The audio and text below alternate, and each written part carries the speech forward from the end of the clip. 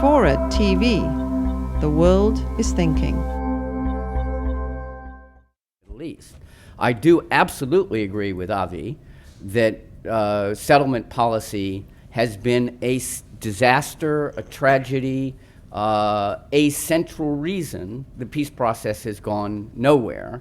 The only thing I would add is that unlike Avi, I'm not optimistic. I think the problem that we haven't talked about, and the reason I am hesitant to get into this is, again, you could allow this to spin utterly out of control, because I could quite passionately argue literally case by case, because I covered this from both sides for a decade and a half, of huge mistakes and missed opportunities by the Israelis, sometimes conscious, sometimes unconscious, even including our hero Yitzhak Rabin. One of the main mistakes, in my view, was not recognizing elected mayors on the West Bank in the 1970s, which Rabin could have done with transformative possibilities.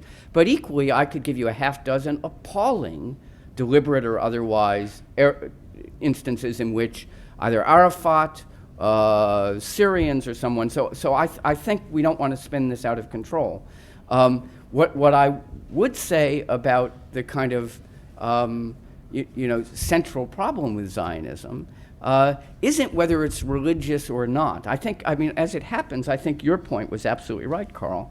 I think what has changed now is not whether Israel is unilateral, whether it depends on America. It is a superpower in the Middle East. It doesn't need the Americans militarily most of the time. The problem is demography, and that has changed.